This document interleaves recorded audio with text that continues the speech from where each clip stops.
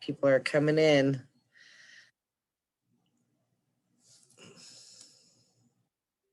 One of the Mackenzies is coming.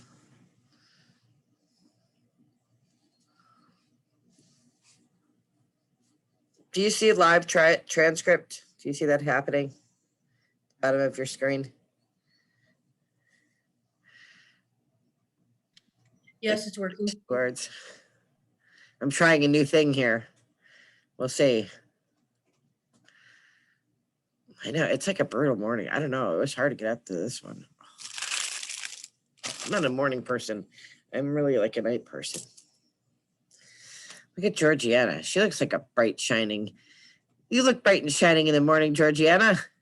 I have to. I have a human biotest like in less than 2 hours. Oh my. You're like, I don't even want to deal with this nonsense called English. Be a reprieve, I promise. All right. Well, we are going to get started. Oh, no, we're not. Some people are coming. Here comes Nancy. We'll wait 2 more minutes. Did anybody do anything exciting this weekend for Valentine's Day?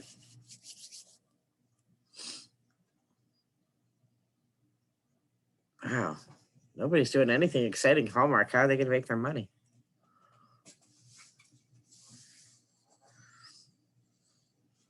Keith celebrated single awareness.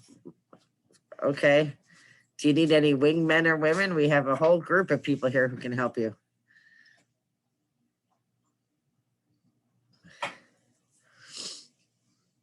Oh, I went snowshoeing. That was fun.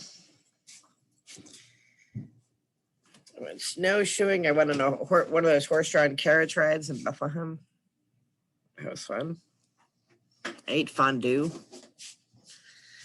What did you eat with the fondue? That's the question.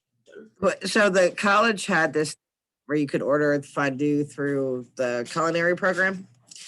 So, and they had a chocolate one and a cheese one, and the chocolate one had pretzels, these amazing brownies, and this amazing bundt cake, strawberries, pineapple, marshmallows. And then the cheese one had like broccoli and cauliflower bread, pretzels, crackers, and I think that was it in that one. The chocolate one was amazingly good. The cheese one was okay. I didn't care for the cheese that much. What'd you do, Nancy, for Valentine's Day? We are talking about Valentine's Day. We're waiting for people to come in because people are slow on this fine Monday morning. I invite everybody in. I don't have that many people though. This is how it starts. Everybody's like, I should go today. I'm tired. Shane, welcome. Good morning. I'm really tired. I used to wake up. Shane is like, why did I take a Monday morning 7:30 class? Exactly what was going through my all thinking that. But it's okay because we're gonna have fun. We'll get you up and running, and then your week's gonna be great because you had English to start it off with. I believe you. All right, we're gonna get started. Let me. Oh, you celebrated virtually since you're far away. Where does he live? Where does he live, Nancy?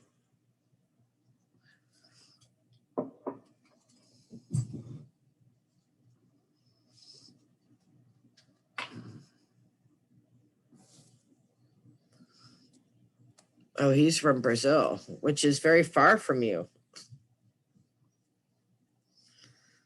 It is far. Brazil and Egypt, like that's not like next door to one another. Holy smokes. All right, we are gonna get started. So it's the same course learning objective because that's the course learning objective. So, we put that there just to make sure that you remember what we're doing, but this is our agenda for today. We're going to be talking about cause and effect and the videos that we watched and the poem that we read. And then we're going to talk about literature and what influences what. And then we're going to talk due on Thursday. So let me talk about what is due on Thursday. That seemed to work, talking about it up front. So for Thursday, you're going to be doing two things. The first thing is you're going to be looking at one of these video games. So you're going to choose one of the following games. You're going to do some research. You don't have to play the game. Can if you want to, and you can record in Twitch or whatever you want. If you do play these games, but you don't have to. But your job is going to be, you're going to have a few different jobs. You want to pick one of these. You want to decide what is realistic and or what historical elements exist. And then you want to talk about whether the game is historically accurate and what does the game get right? What does it get wrong historically or realistically? How would a player be able to determine what is correct or not? And are there risks involved if the player doesn't know the difference, right? About whether it's historically right or wrong. And then should these games be considered literature? That's the question we're going to answer, okay? Why or why not? And you want to give specific examples from the game.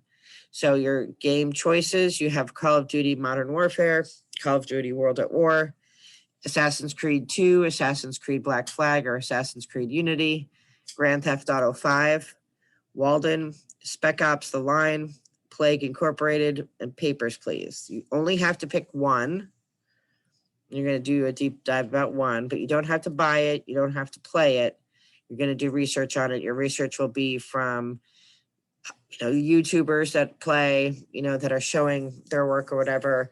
You can get some images through that. You're going to research one of the games, and then you're going to write your analysis and load it up into Blackboard. Any questions about that assignment? Anybody here a gamer that plays any of these games? I've played Modern Warfare before because of my other half. Okay, so you know Modern Warfare. Good. Anybody else? I've played GTA 5 a few times. All right, so we have some GTA 5 people. Anybody else? Keith, you have to play some of these. I feel like you're a gamer.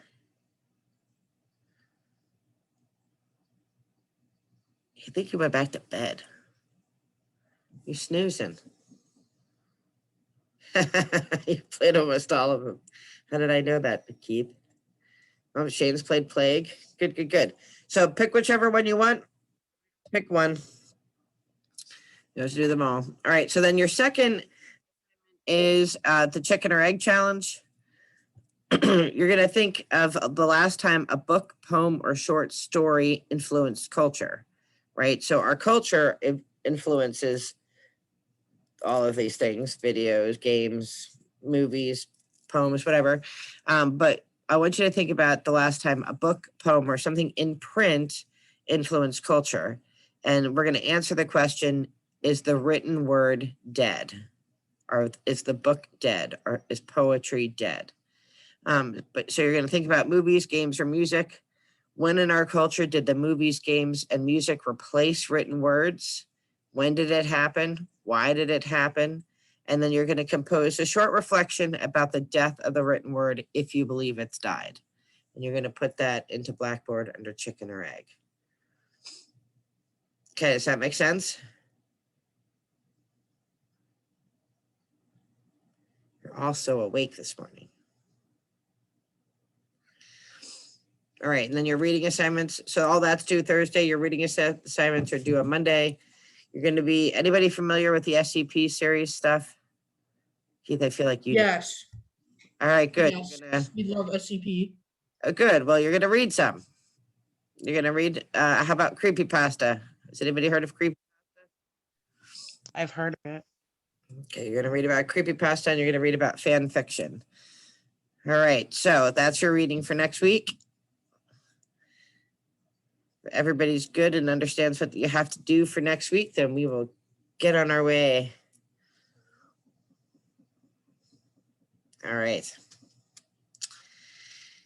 All right, so for today, and I think there might have been some confusion, your job was to watch all of these and then pick one of them to talk about.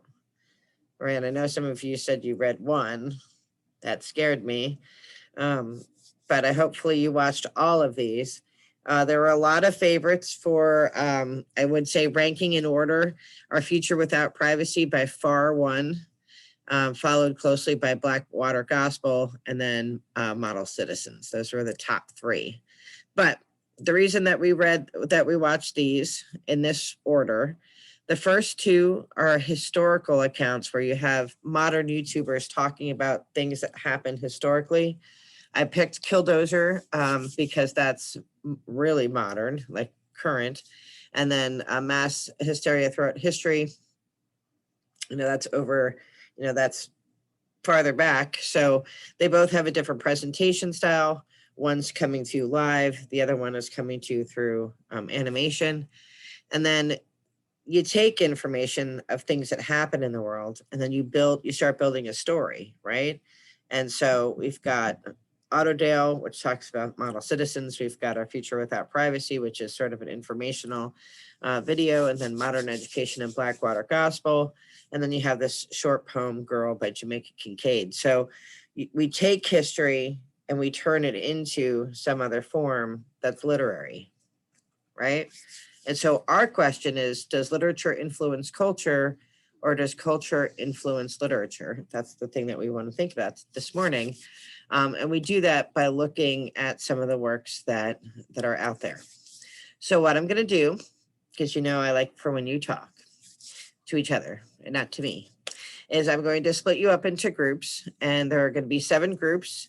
You are going to, group 1, you're going to do Absolute Mad Lads, group 2, Mass Hysteria, right? Group 3, etc. So what you're going to do in your group is you're going to talk about,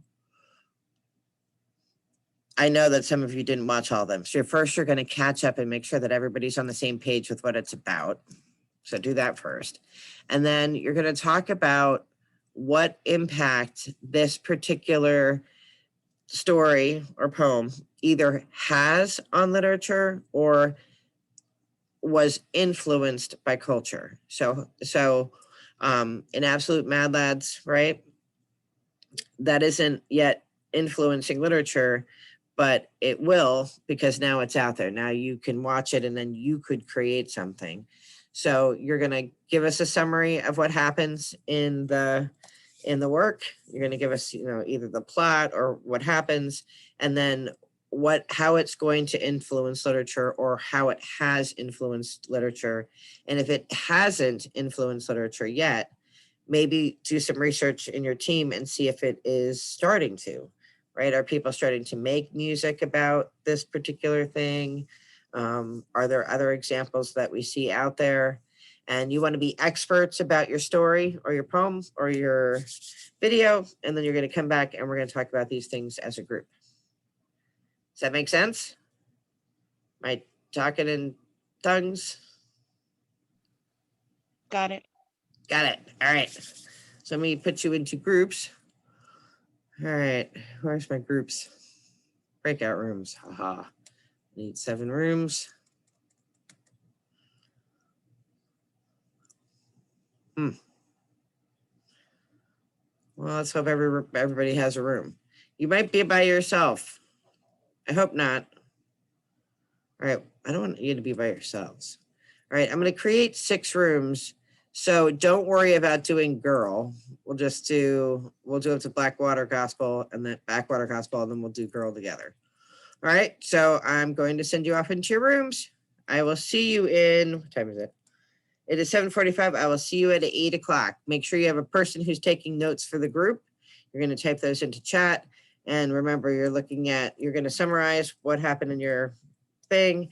And then you're going to talk about the influence on culture or the influence it could have on literature. Okay? All right, here we go.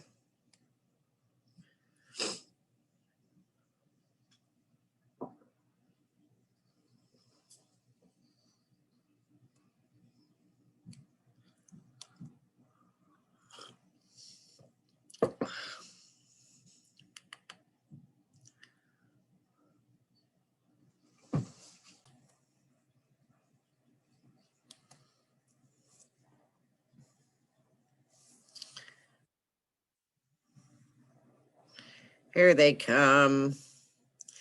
Here they come. Coming back.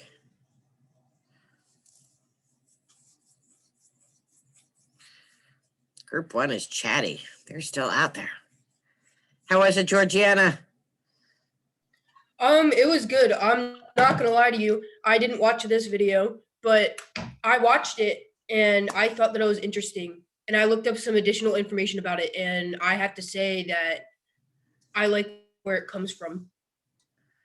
These are good videos. All of them are good videos. I think everybody's back. Okay. So we will start with group 1. Alrighty. All right. Tell us what it's about. Give us a quick. So, a quick synopsis of this entire event.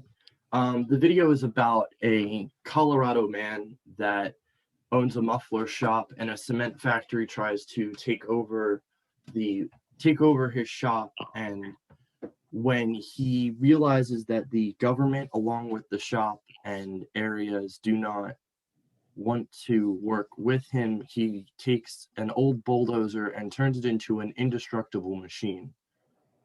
He then proceeds to destroy businesses and places that have hurt him after many peaceful attempts of trying to resolve the issue.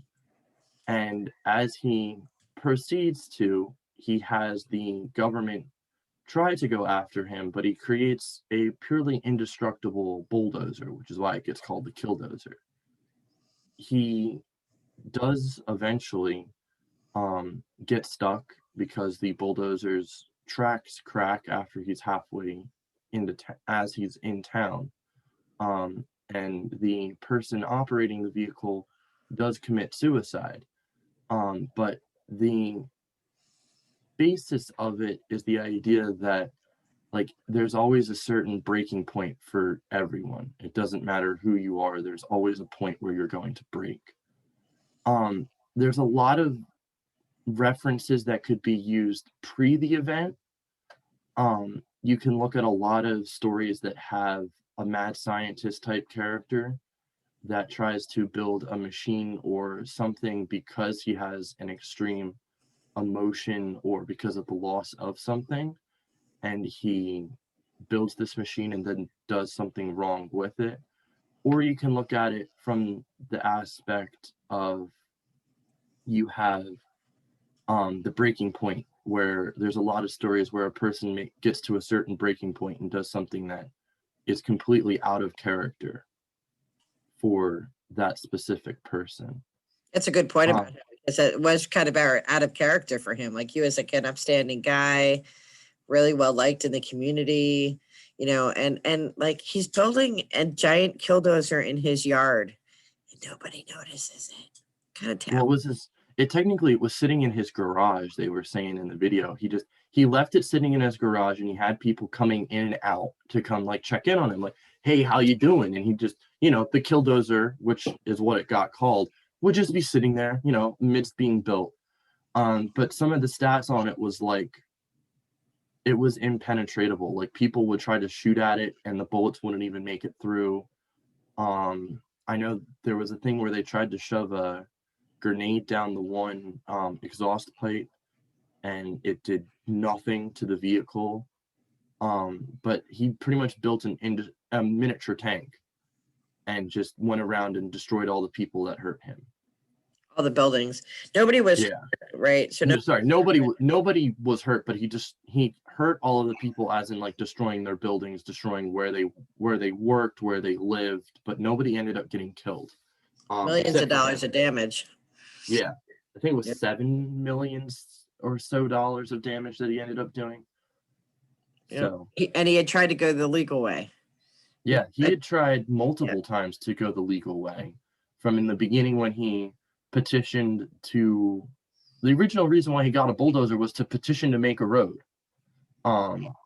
He had realized that the cement factory was blocking off people being able to get in and out of his shop, and he asked if he could build a road, and both the cement factory stopped him, I think it's the commissioning, I forget what they're legally called, but the commissioning area that allows for roads blocked him, and so did all of the governments. And at that point, he got so frustrated that he finally, like once finishing it, decided to go around and destroy such buildings as the cement factory, the town hall, and a couple of business owners that had, were on the board for the town hall and stuff like that, that had said, no, you can't have that road.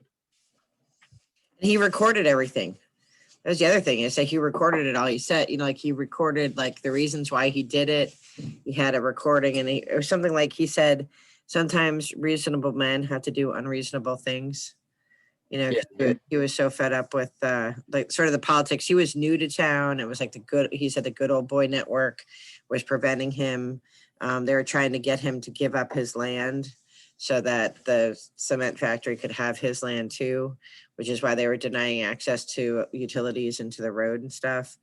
So, I mean, that's a factual account, right? What did you think of Count Dankula's delivery?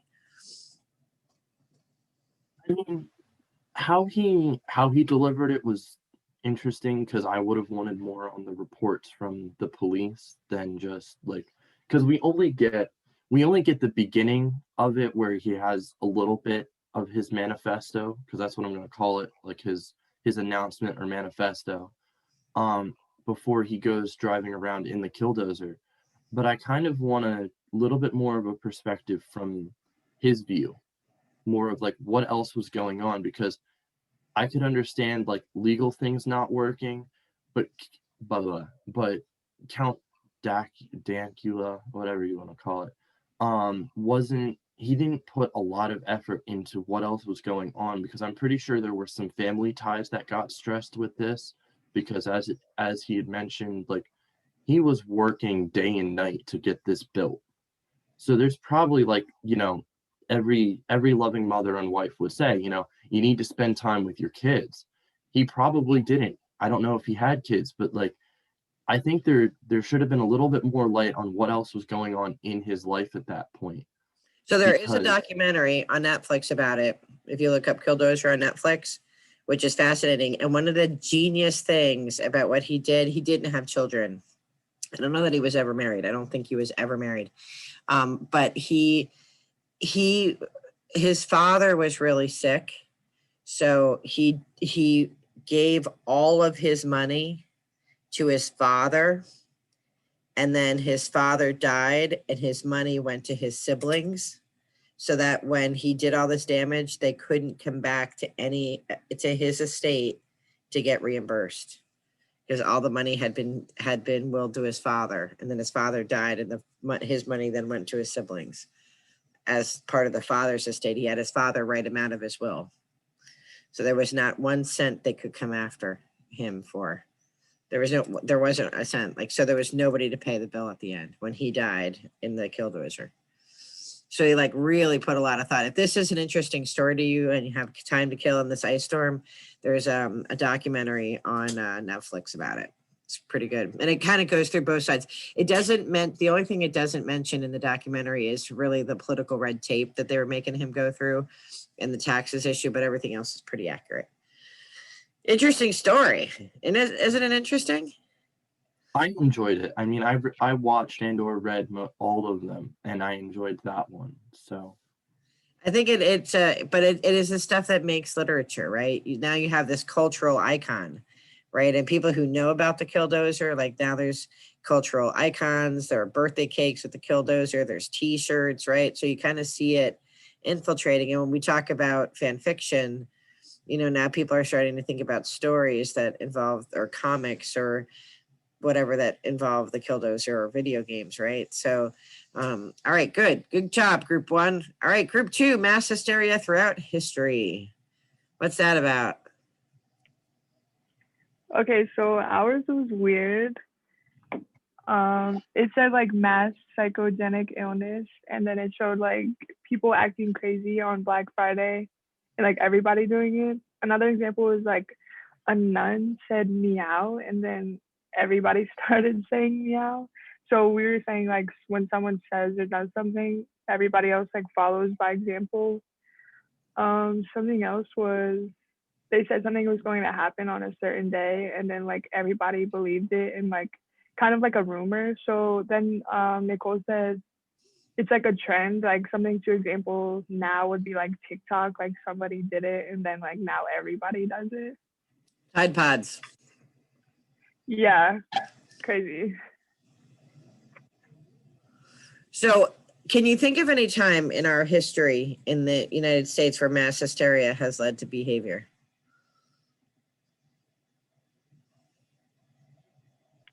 I give you, Like Corona right now. well, probably, but I don't know enough about that. I'm thinking New England, going back a few years. What happened in New England that led to mass hysteria? Long time ago.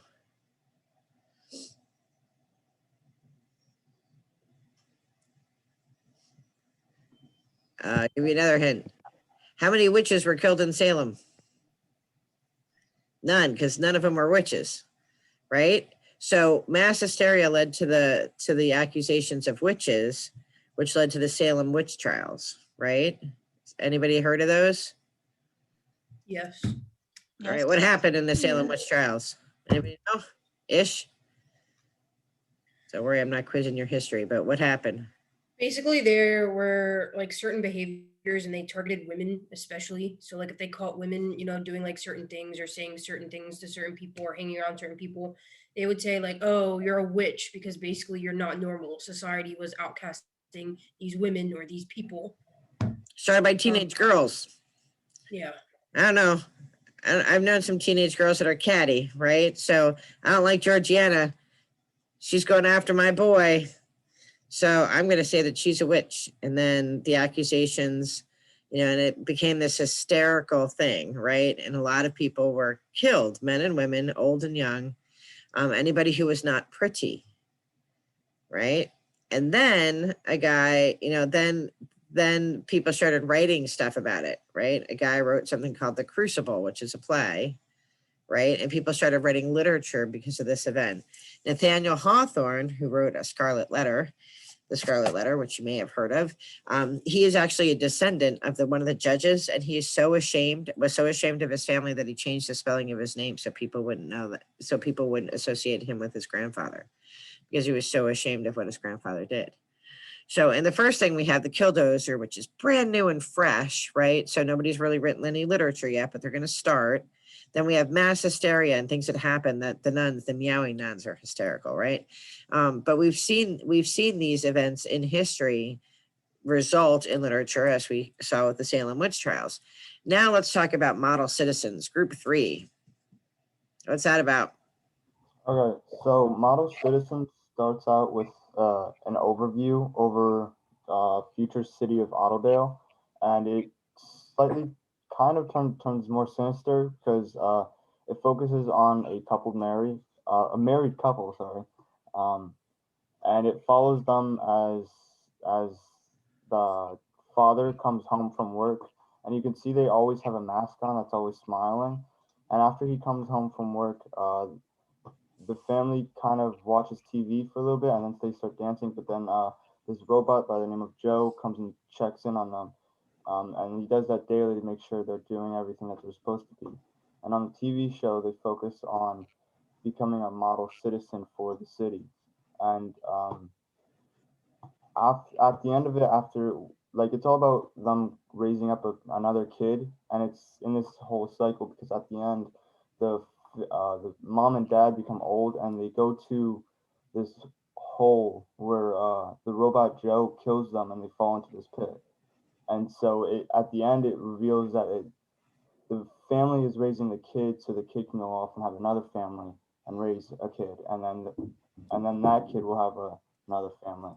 And it's kind of like they're in a cycle for the robots, it kind of seems like. And they're doing like their work so that their robot will like keep running, I guess. I don't know, there's not too much behind it. But it seems like they all have to be like happy and stuff, and that's why they have the mask on and they can't really like portray their duties somewhat. So it's a really strange video, but it kind of has more like deeper like scary tone when you realize that they're just doing it just to provide service for the robots and creating more humans to provide more service. Okay, so anything that's not perfect, right, that's deemed ugly is then thrown away in the pit at the end, right? Yeah. And then anything like and anything is ugly that is not currently in cycle, right? So the children and the active adults raising the children, they're pretty, and Mhm. everybody else is not pretty, right? And they are killed at the pit, right? So that's part of a dystopian. There are like 6 or 7, I think, little videos. Or it's a really good series. But it talks about, like our society. What other thing did it remind you of that we already read? Did this remind you of anything that Besides like our future without privacy, because that was kind of how they're like always doing watch and stuff, so making sure that they're following in line. But that's all I can really think of. anything that we previously read before today? Nothing comes to mind for me, at least. Okay, about anybody else? It reminds me of the lottery a little bit. I may be wrong. Okay. Why does it remind you of the lottery? I don't remember much from it, but they're still kind of like targeting people Okay, in a way. in a way. What about Harrison Bergeron? Does this remind you at all of Harrison Bergeron? I had a different analysis of why you could put it together with the lottery, but now that you say it, now that makes sense Well, too. tell me about the lottery, and then you can tell me about Harrison. So for the lottery, they're repeating a cycle that they don't understand. Like in the lottery, a lot of it is talking about, oh, we're repeating this cycle, but we don't remember the history of it or why it's so significant. And, there's always the petition to get a new box because the box is so old, but they don't, and I forget what the name of the character is, but like the old guy's like, see, I've been here for so many, and he's telling them like, oh, well, history doesn't matter. We just got to keep doing it. And if you look at the robot, that's kind of the same thing. The robot saying like, life in Autodale isn't automatic, but we wish it was. You just have to keep living within the cycle type of thing. And it was just, for me, I would agree with Georgiana where this reminds me more of the lottery because it's a cycle that has no justification. But now that you brought up, I forget what the name of it is now. Gosh. Bergeron. Yeah, but like I could understand now both of them. Like, And if you think about Omelas, right? yeah, true. It's the never ending. A lot of these stories I realize have like a never ending cycle. Like there's a cycle that started and then you make the decision of whether or not to follow it or not. So Yeah. So Model Citizens, good series if you have extra free time. All right, Our Future Without Privacy, the fan favorite of the group. What is that about? Those students were lucky to be in that group. So Our Future Without Privacy is all about like cell phones and how everybody's so wrapped up in just a cell phone. And the girlfriend doesn't even like really pay attention to like the boyfriend. She doesn't even really know what like he looks like because at the end she's like in bed and she doesn't even recognize that it's a new guy that's laying next to her. And her boyfriend drops his cell phone in the toilet and automatically they send him another cell phone because everything is wrapped up in the cell phone. But he talks to the front guy at his front desk of like the hotel or wherever he's staying, and he gets the idea that, well, why don't we just go back to the past? Like we don't even like communicate with anybody anymore. It's just everybody's on their cell phone. Nobody even knows what each other looks like. And then the government comes and takes him away because he has these ideas and he wants to go back to the past of how it was without a cell phone. So I think it really symbolizes like what's happening today with everybody and their cell phone, like even like in groups of people, and you watch a group of people, even on like a date or something, they're on their cell phones and like we're not really paying any attention to one another because of the cell phone. So this is definitely something that's generational, because I grew up without cell phones, right? Like, I'm old, so they didn't have these when I was a wee tot.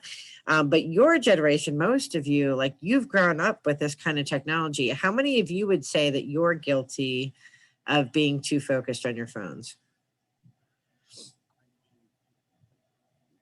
I definitely am. Yeah, I'm guilty of it too, but my parents had a very interesting rule with cell phones that I think is something that people should consider. I'm not saying that you have to do, but I would consider doing. Before we were allowed to have our cell phones, we had to have a conversation about what went on in our days with my parents.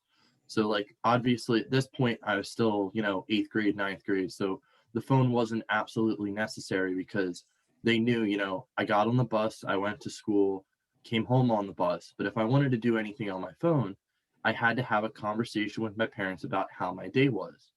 So it was kind of interesting for me because now that I have my phone 24/7 because I'm an independent person, it reminds me and makes me think of, remember the days when you had to go back and you had to have a conversation before you could pick up your phone or before you could do like text, your best friend, you had to have a conversation with my parents. And it was interesting because in a lot of these, like this is a great example, and I wrote it in my comment. I forget who did the video on Flipgrid that I commented on, but we're not that far away from the technology that they have. And that's what I think kind of scares. I mean, it scares me because I'm a tech person and I understand how much this technology could be either an asset or a very dangerous liability. But the problem is that we are so consumed with the phone, and I'm guilty of it too, that we sometimes don't see what's right in front of us. And I don't know if people caught it, but when they're talking about, oh, you lost, oh, it's a shame that you lost the promotion. If you realize it, there's the eye, like the symbol that's on the back of the phone, is floating up there and it blinks a couple of times when they pan out. It's almost as if, the life without privacy isn't just with the phone. The life without privacy is without whatever that eye is supposed to represent. Because whether that is in reality the other person's phone, sending off a projection or picking up his voice or something like that, it's kind of scary because if we don't look at what different social medias do, which I did a whole entire analysis on them at one point, we kind of are trapped in this loop of a life without privacy, or I should say a life with minimal privacy. We're not without it yet, but with minimal privacy. And it'll be harder and harder for a Marvin Heemiser to make a killdozer if there's no privacy. That was a good catch about the eye, because it's not just the phones that are listening. Everything is there. And there are cameras everywhere. So in addition to teaching English, don't ask me how, but I also teach ethical hacking and how to hack smart devices, especially that's sort of my baby, Internet of Things. Please teach me. I want to learn that class. But anyway. I teach it on the non-credit side. Come on over. All right. So, so there really is no privacy, right? Like your phone, I didn't have a TV until this time last year when my mother-in-law came to watch my boys so my husband and I could drive to Charleston. And I didn't have a TV because I didn't want the smart clicker in my house because it's listening to you. I don't want things listening to me. For as much as I can program for Amazon and I can hack a lot of things, I'm very interested in drones, but it's like great technology that can do amazing good for the Red Cross, like a drone, but it also can, drop acid on a village and kill children. So like technology has like good and bad, but this whole idea that we're constantly being watched, Harrison Bergeron, right? Constantly being watched. Everybody's monitored. Every single person is monitored. And so if you're pretty, you get a mask. If, and that mask, we saw that mask in Model Citizens, right? And then if you're strong, you get weights, and to each person, they're watched and then given the thing to make them equal. So these things kind of pop up, right? They kind of pop up and we see them in literature and then, and then we see more, and your generation is going to have to deal with it because, we know how to use phones, but like, I have friends who still have flip phones because we're old. If you don't want to get hacked, get a flip phone. Those are the most secure, believe it or not. The track phones. My mom has a flip phone specifically because it can't be hacked and it can divert the electric magnetic pulses. It's a military grade one. She's Yep. a bit of a prepper. Yeah, listen, I'm with your mom. Yeah, yeah. That's right. All right, modern education. What was that about? All right, so to kind of give like an overview, the setting was in America present day, but I guess the specific setting would be in like a traditional looking math classroom, but it was far from traditional the longer you watch the video. And it's about the hypersensitivity of society bred by online social media culture and political correctness. Um, it uses imagery to point towards like the true nature of social justice, and it brings attention to like SJWs in a way and how they make issues worse by blaming one group of people that are at risk for offending somebody else, even if there is no offending going on. So it's, I don't want to say it's gaslighting, but it's creating mountains out of molehills. Um, and like I said, the video is set in like a math class, and it's said that this math classroom teaches social correctness over the actual subject. And it shows that not everybody is privileged enough to receive like a higher education. This presentation of the classroom contradicts a traditional one, and it makes the viewers question the correctness that's involved, because at the end the teacher was, like a little based on race and, like gender orientation and things like that, because she was like subtracting points from all the students. And I think Nicole was in that group as well. Yeah, the video itself was an African American boy was the lead character, and he just wanted to go to a math class where you learn math. And when he went to the math class, he kept solving each equation as the math problem.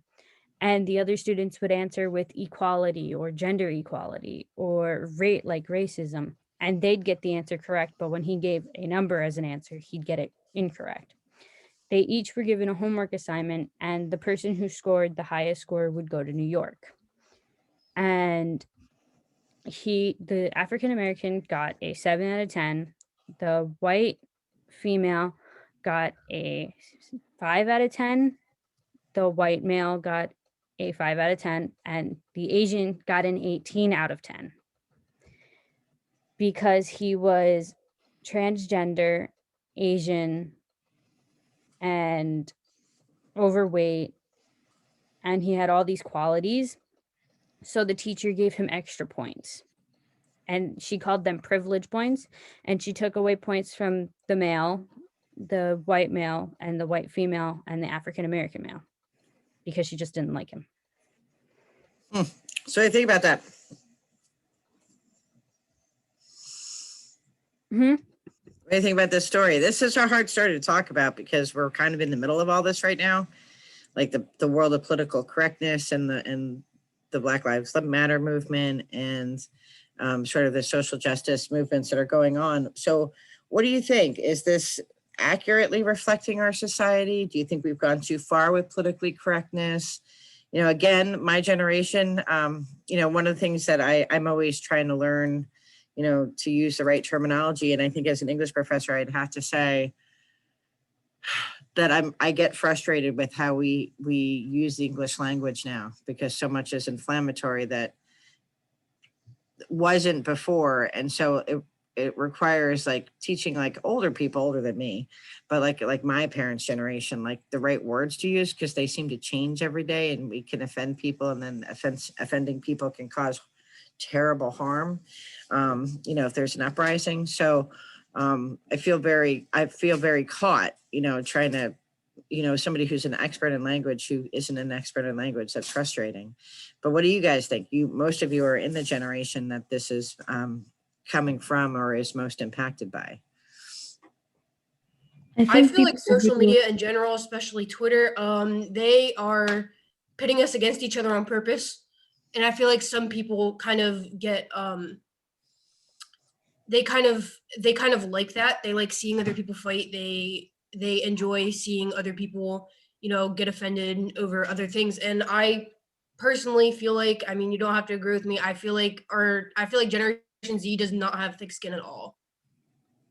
I'm just gonna say that right out of the gate, because there are so many things that aren't even really that offensive, and people are like, oh, well, that's offensive, or they like go on an internet tirade about it. Like, what's wrong with talking out issues without going to the internet first and spewing your crap?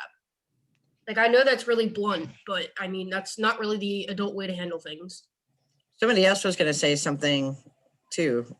Who was going to say? Me, I actually have a bit of a disagreement with what Georgiana just said, because you don't know really what is offensive to other people. So we cannot really justify what is offensive to others and what's not if we're not experiencing it ourselves. That's why basically you just need to stay in your lane. So, and people go on the internet to like express their like emotions because they have nowhere else to express it. So when people bring it in life, like right now, they're still viewed as like, like a minority, or like someone who is not socially accepted because they're quote unquote normal or anything like that. So in my opinion, I have like different mixed feelings about modern education, because some people actually do take things out of order or like out of what they mean, and they might have like bad intentions, but still we don't really know what people want in the end. So we don't know if someone is genuine or not. But what made me upset about modern education is that there are people who are actually suffering with what those people are saying right now. Like, let's say being part of the LGBTQ plus community, like people go on the internet to express their own emotions about it because they don't feel safe doing it in real life. So those people saying, oh my God, I am bisexual, or like, oh yeah, I'm like this, it's kind of hurtful and at the same time very disrespectful as a person part of the LGBTQ plus like community. So This yeah. is an interesting discussion. I think we're going to end up like talking about this for the rest of class and coming to the last two for next class. I had your hand up. Go ahead, Keith. So I had a question, and I understand that the two of you disagree, but I would like each of you to answer this. But so I understand both sides of this argument. My sister is part of the LGBT plus or Q plus. I'm sorry, I don't know how to say it, but my sister's part of that, and I'm not. And we have a lot of interesting discussions. And one of the things that we had a discussion about last night, because she needed help, so I was talking to her, is how much do you think, and this is just something that like we were talking about, how much do you think the media blows up certain things in order to cause the problem? Like, I get that Georgiana said, like, Twitter specifically is the example she uses, putting people against each other. But I'm kind of curious to hear both of your perspectives on this. If there was, and obviously right now there isn't, but if there was a way that we could have kind of an open discussion where, there is no, you don't have to try to persuade the other person, but you have to be okay with them not agreeing with you. Would the two of you, and I'm saying this because I'm just using Georgiana and Nancy as the example, but would the two of you be okay with having this conversation of, why is the LGBT plus community allowed to do certain things and others not? And why is this group allowed to do certain things and this one is not? Would you be okay with having that conversation? Personally, yes, because I'm a very open book as a person. I don't really target anybody in the LGBT community or anybody out of it because I'm in it myself. As a bisexual person, that wouldn't be morally right for me to kind of like target my own people. But it's a double entendre about people getting offended. So Nicole was right about how you don't always know what's going on the other side as well.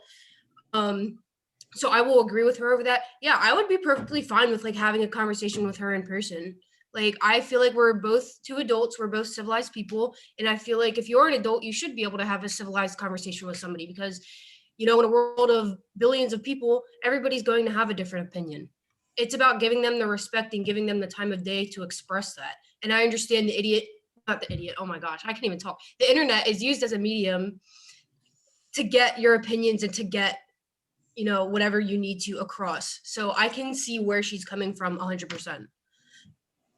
It's an interesting way to think about, again, Harrison Bergeron, right? Like that, you know, in our education system, you know, sort of the topics that are impacting your generation the most, for those of you who are traditional age, that didn't impact my generation, right? We didn't talk about these things, and we certainly weren't as inclusive. So I'm sure all of you have heard, or maybe you haven't, somebody got fired from Disney. Who knows what happened? Keith, I feel like you know what happens here. What happened? I forget who, but I know someone got. I forget who got fired from Disney. She got fired from The Mandalorian. Oh gosh, now I forget why. Darn it, I remembered that it. Oh. Does anybody know why? All right, so if you're not a fan of the Star Wars, you know, thing, you might not know this, but there's Pedro Pascal who plays Mandalorian, and there's this other lady whose name I can't remember, who played one of the bad, you know, like she was a good guy. She was one of the assistants in a sense. She was like a side character. She was a side character, very popular, about justice, right? She's an MMA person herself, but she's been tweeting for months. She's a Republican. Now, Pedro Pascal, whom I am very fond of, he's also been tweeting, and he's anti-Trump, right? So she's been warned for the last few months, you know, to cut it out, to tone it down, to not be so opinionated about her Republican views. Meanwhile, Pedro Pascal has been anti-Trump and posting anti-Trump stuff on Twitter. She just got fired for posting, I don't remember what she posted, but she posted something on Twitter, and she compared the way that people, I'm gonna get this wrong, but she somehow compared like how Republicans are treated to how people on the Holocaust are treated, and Disney fired her. And so now there's a big debate whether, you know, like, because Pedro Pascal could call the president a Nazi, but she couldn't equate how Republicans are treated to being Holocaust victims, you know, and, you know, I'm a free speech advocate all the way across the board. I don't care what anybody says, like, as long as they're not inciting violence, because we are all responsible adults, and we can walk away from nonsense. We can say, listen, like, I'm not going to watch your show because you're an idiot. Or you can say, like, I don't care what that person says because I'm not watching that person. I'm watching the character that person plays, right? So, you know, but that's generational. That comes from my understanding of, and my ability to walk away, because I can walk away from all kinds of nonsense, and I believe in free speech. What do you think? Should she be fired? Disney says she doesn't represent their values. Should she be fired? I would argue otherwise. Okay, and I know that she was told multiple times to tone it down, but the same thing wasn't told to Pascal, or to Pascal. We're gonna go with that. So she was told multiple times, and I read up a little bit on this, but I forgot what exactly it was. So thanks for reminding me. Her posts, every time she got told to tone it down, she would kind of like amend what her post had said, or she tried to like, you know, try to be like, hey, you know, I said this, and would try to resolve the issue. And anytime Pascal said something, there was no backfire, no, you know, hey, you need to tone it down. It was just, oh, that's fine, you know, and we'll just keep going with it. Which I kind of, and this is where I kind of have a curiosity question. And I know some people aren't going to like me for this, but why do we have so many double standards for things, like as a society, is kind of what I want to ask, because the previous discussion that we had is a great example of where we sometimes have double standards. But I think that we need to address these double standards. Sometimes the double standards are good. Sometimes sorry, Nancy just tagged me in chat. Sometimes sometimes these double standards are good, sometimes these double standards are wrong. But I'm more worried that the double standards that we are building are becoming worse than they are good. Because there were certain double standards, and I'm going to use, going back to the 50s and 60s, where the double standard was, the guy got a job and the mom took care of the kids. Like, we had that stereotypical societal, whatever you want to call it, like class idea. Model What's up? citizens, right? Yeah, That's the back model to citizen model model. citizen type of deal. Right. But my question is, are we pushing this going back to the are we pushing this farther than we should? Is kind of where I'm curious societally. These are interesting questions, and our class is over 2 minutes ago. So what we're going to do? Oh, I'm sorry. Nope, that's okay. This is good. We're going to start off with, if you didn't get a chance, I know some of you didn't read these. I'm going to put them. I will put they're here, so I'll put them in the reading too, just to watch them. Model Citizens, Future Without Privacy, Modern Education, Backwater Gospel, and Girl. Make sure you review them and talk about them. You will see them again. Wink, wink. So, take a look at them and make sure that you've watched them. They're not bad. They're kind of interesting. Girl is super short, so it's not a huge, long thing. And we will pick up this conversation next Monday, because I think this is a better live conversation than it is on Flipgrid. Yeah? Or do you want to do Flipgrid instead? I like this as a live conversation because I'm allowed to ask bigger questions and people will reply. Yes, go ahead, Georgiana. We're done. I will see all of you next Monday. Be well. See you next Monday. Stay safe. Don't go Have a traveling. good day. Everybody. Bye-bye.